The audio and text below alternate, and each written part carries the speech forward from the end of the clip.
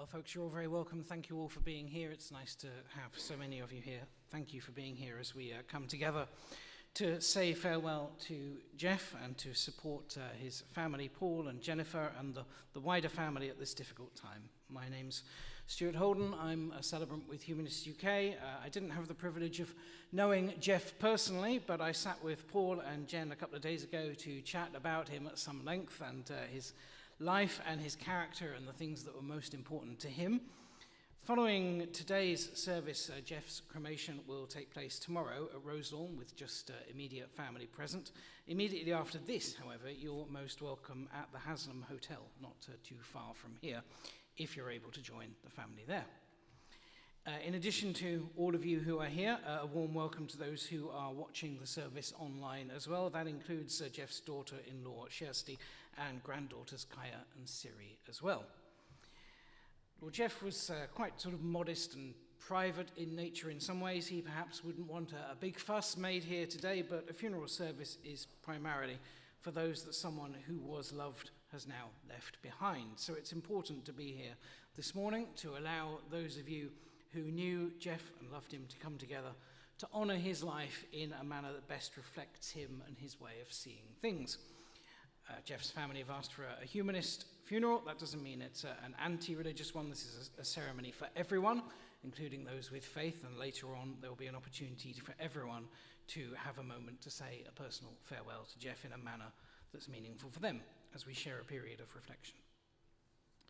We come here this morning primarily to share in our sadness at Geoff's death at the age of 75, but with the intention that this should be a celebration of a life well lived. Today is really about remembering all the different elements of Geoff's life to evoke memories of him that you can take away from here and keep safe. Throughout all of our lives, we continue to hold with us the memories of people that we loved and were close to, and we continue to carry their perspectives with us, and in this way every person contributes to the culture and the wisdom that's passed on from one generation to the next. So the most obvious way that Geoff lives on now is in the memories of those who knew him. Well, Geoff was born on 17th of November 1949. He was the only child of Nance and Herbie. He was given his dad's first name, as you may have noticed, Herbert, but he avoided using it at all costs. Just Geoff to everyone, really.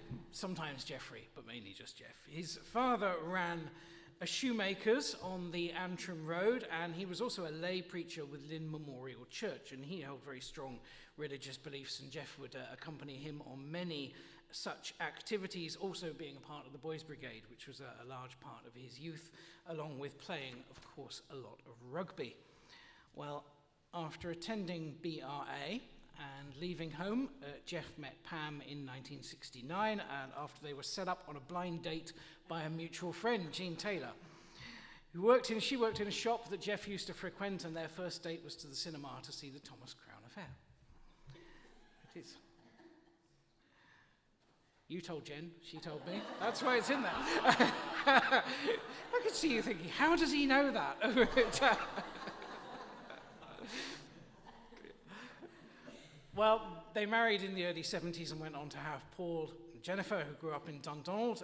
After Geoff and Pam separated, they remained on good terms, and he went on to live in Kirkcudbright, where he lived with his second wife, Judy. Well, Geoff had graduated from Queen's with a degree in history. That didn't lead to a career in itself. He maintained a very keen interest in it, though, in history and politics, and I'm sure you'll know he was an avid reader. Never fiction, always something factual, and it was quite often politics, UK or US politics in particular, or of course books about anything to do with sport as well. His career was with the civil service. He worked in finance and personnel and then in the education sector for his entire working life, and his intelligence really shone through with that analytical mind and the ability to devour numbers and statistics with consummate ease. Now, with Paul having moved to Norway in 2004, Geoff went over to visit him along with Kirsty and later the two grandchildren, while here at home Jen married Jonathan and they had Leah. Well, Jen has written a few words of her own about her dad, which she is going to share with you now. Jen, if you're willing to. Tom. Okay, go for it. Thank you. Okay, take your time, take it. Okay. Today I want to share a few words that capture Dad's personality for Paul and I. Dad had the most amazing memory, and his recall for facts about pretty much any subject was mind-blowing, but particularly sport and politics, a gift that was definitely passed on to Paul. He had I don't know why these guys are laughing. He had an unhealthy obsession with stationery, something that I may or may not have inherited. Rugby, Dad loved to watch rugby and followed Ireland and Ulster avidly. Music was absolutely key throughout Dad's life, and something he took great pleasure in losing himself in. Outrageous. Dad could be pretty outrageous at times in spite of his religious upbringing, or maybe because of, who knows. But I will save those stories for another day. Hobbies. Dad, people often say, what is your father's hobby? And to sum Dad's up, it would simply be peace and quiet, reading the Times newspaper or a good book about politics, and maybe enjoying a glass of wine or two. Privacy was so important. Dad was the most private person I know, and as my brother once said to me recently, he is the most sociable, anti-sociable man. So he was so content to be around his own people, the people that he chose, and he never felt the need that he had to talk. Something that I will always remember whenever our daughter was born. Dad would come and visit, and he would simply come in with his paper and read at the table. He would sit down at our dining table, read his paper, and he didn't need to speak to you. He just sat and had a cup of coffee, a Kit Kat, the Sunday Times, and he was happy as Larry. Are you ready? And now Lee is going to read a poem. Feel no guilt in laughter, he'd know how much you care. Feel no sorrow in a smile that he's not here to share. You cannot grieve forever, he wouldn't want you to. He'd hope that you could carry on the way you always do. So talk about the good times and the way you showed you cared, the days you spent together, all the happiness you shared. Let memory surround you, a word someone may say, will suddenly recapture a time, an hour, a day, that brings him back as clearly as though he were still here, and fills you with the feeling that he is always near. For if you keep those moments, you will never be apart, and he will live forever, locked safe within your heart.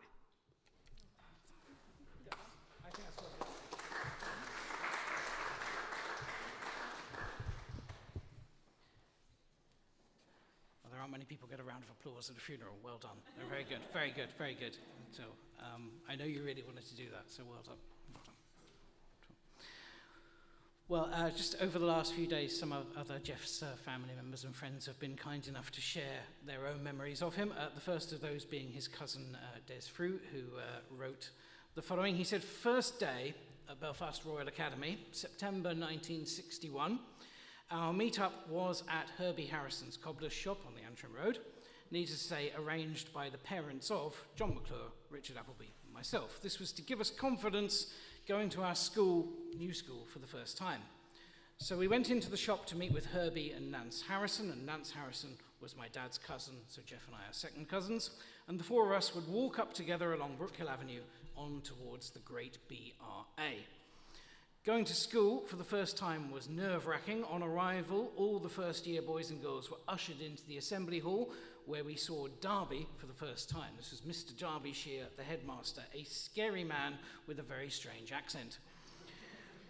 So we were all quiet as mice, and we didn't want to get a caning on the first day. The parents said we'd get a beating if we were bad boys. So there we were together, Geoff, John, Richard, and myself with the whole of Form 1. There was hymn singing, talks by the teachers, introduction into sport, and a game to play. And then there was the time to tell us what academic section we were to be put in. All the Form 1 boys were very interested in this grading of the pupils. So Section A included McClure and Appleby. Section B included Harrison. Section C, not me. Section D, not me. I was beginning to think they'd forgotten me. Section E, Frew. So that was it. Geoffrey was put in the top section with all the bright sparks. I was in the lower section with all the dunces, and there I remained. And Geoff and I were never in a class together, ever. But it was wonderful to meet him again after all the years I was away, thanks to Philip McKenna and a chance mention of his name. Well, Philip, who was just mentioned there, also sent some words of his own. He said Geoff had the most amazing memory. Details carefully filed away neatly. We used to go to the movies in our teens. Geoff could recall each movie, which theatre, what seats, and did we see anyone else we knew. When Des and I visited him before Christmas, he recalled when we went to see Butch Cassidy and the Sundance Kid, and Ronnie Lamont arrived with his wife and sat in the front row. I don't remember anything about that film. Geoff's mum and dad were a lovely couple and great fun to chat with. Mr. Harrison had staple guns around the shop, so if the shop was empty, Geoff and I could get a couple and start firing them at each other. He then adds, in our teens, we grew out of that later. During the summer, we'd play cricket in the waterworks opposite William's house, including William and Paul too. We were very well behaved and polite, but sometimes we had older residents tell us to go away. There were two old ladies in particular, and one night one of them came out with a telephone directory and hit Geoff over the head with it. But there was a house down the street which had a for sale signpost in the garden, so we moved it up to the two old ladies' garden. Story. I remember Geoff scored a great try in a house match at BRA. Our house team was really rubbish. We had one very good player at out half, and we probably got him the ball once in the match. To my surprise, he passed it to the centres, who both actually managed to catch it, and passed it out to Geoff, who was on the wing. And there was no risk of getting the ball out to Geoff, so no one was marking him. So he headed off for the corner, his wee legs going like the clappers, with all their backs chasing him, and he got there and scored. Geoff and Judy once stayed with me in Australia, so of course we did some sightseeing, and I remember they climbed the Sydney Harbour Bridge, which is actually quite a climb up a series of ladders, although you are chained to a safety rail the whole way around, but you do get a good view from the top.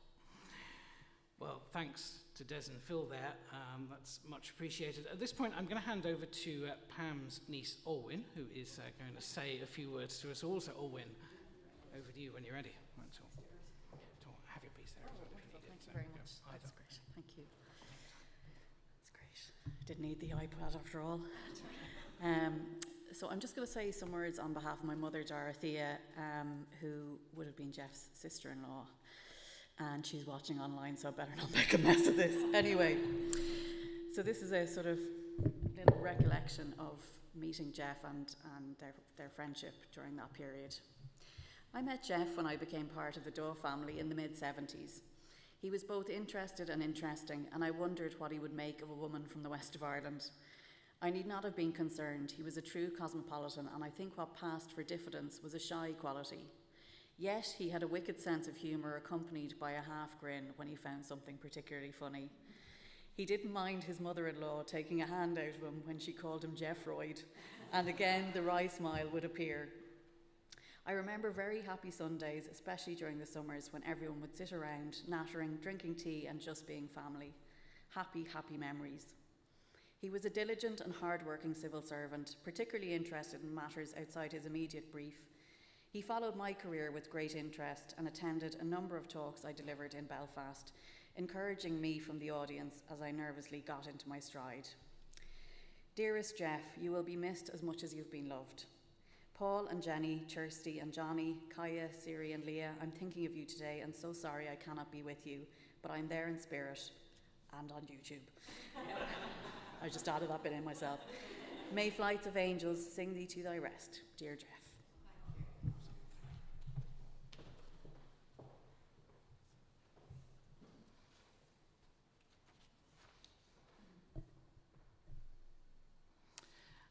And just one more thing to read on behalf. This is from Kirsty, who's in Norway. We do have very fond memories of Geoff, or Grandpa.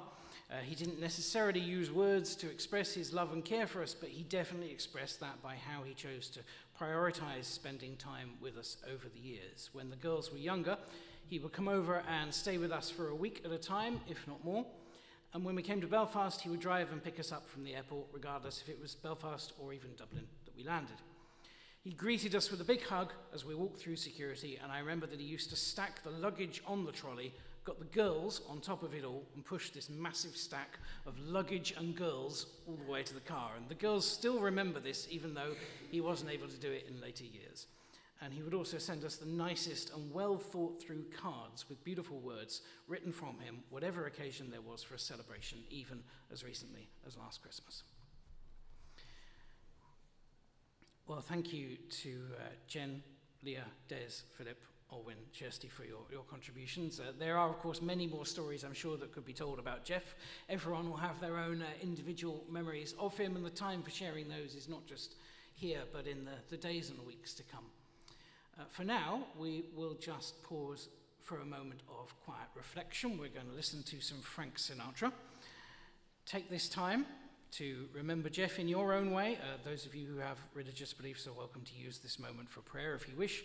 Use this time of reflection in whatever way is most meaningful for you.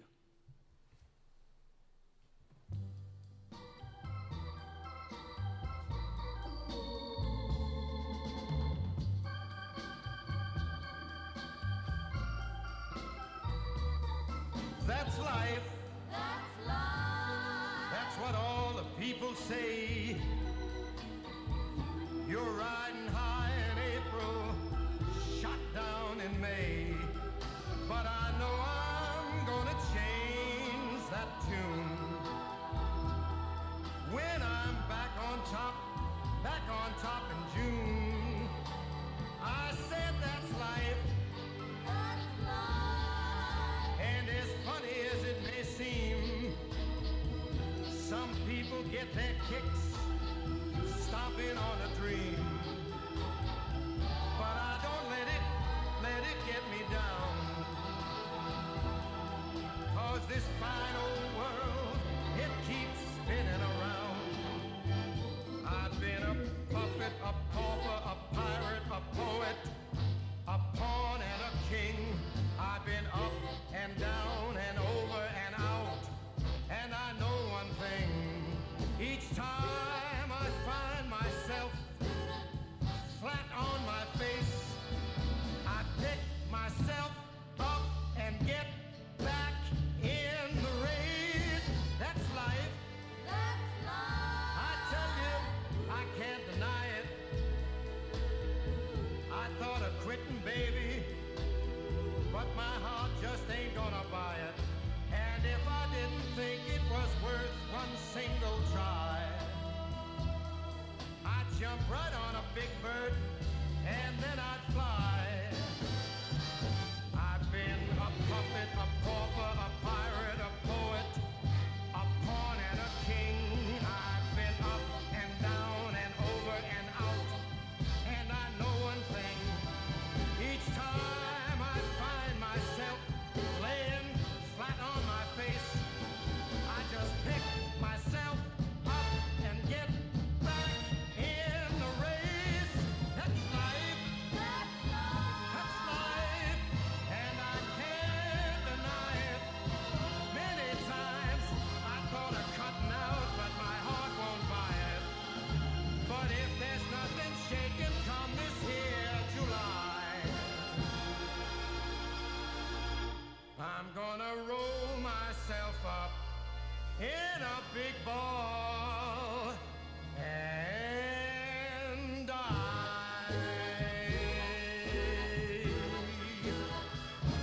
My.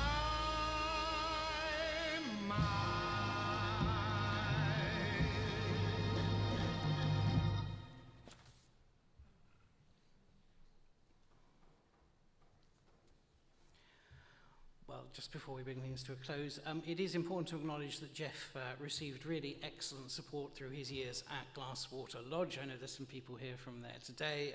Paul and Jen want to really say special thank you to all of the staff there. It was originally meant to be a temporary stay for their dad, but it turned into his last 2 years. He did make the odd escape attempt during his first few months there, I'm told. Could at times be a bit of a grumpy customer. But the staff really clearly liked him and admired his stoicism and his courage in the face of his illness. And he could at times be very funny and endearing as well. As mentioned, he was very private, so he didn't make it easy when they offered care and support, but the team quickly accepted that that was his way and respected his need for that independence and privacy, but also made sure he was properly taken care of, and that's something his family will be forever thankful for. Those days in Glasswater also provided their own lighter-hearted moments. One person remembered the time she first met Geoff, and he asked, "What is that on your eyes?" And she replied, "They're eyelash extensions." And he said, "Oh, I thought they were chimney sweeps." So not a man to tolerate those whose company he didn't maybe enjoy. But as mentioned, if you made it into that circle of trust, you had a really good friend in Geoff. And he did live life on his own terms, as it is everyone's right to do, but he will be very missed by those who are lucky enough to count him as a friend. So, on behalf of Geoff's family, thank you again for having come here this morning. Thank you to everyone, family and friends, for the kindness and support in recent days and weeks, which has really helped. In a moment, we're going to make our way out to another of his favourite songs from his excellent eclectic playlists. It's Boston More Than a Feeling for going out to. Geoff is going to remain in place here to be looked after overnight. Please do also make your way, as mentioned, onto the Haslam Hotel, where everyone is warmly welcome. There's going to be time to talk to each other outside before we head on there as well. For anyone who is going to the Haslam, there is, I'll just let you know, an underground car park, which is accessible by a marketplace with a doorway into the hotel. You can feel the voice of Jen in that command, can't you? To every instructions. Make sure people know. Okay, I'll make sure people know. But actually, there's a lot of work gone in today, and a lot of it's been from these two here. So thank you for putting so much time into this. Before we leave, I'm going to end with a poem written by John Betjeman, because he was Geoff's favourite poet. And this is Winter Seascape, and it's a nice way to finish. The sea runs back against itself with scarcely time for breaking wave, to cannonade a slaty shelf and thunder under in a cave.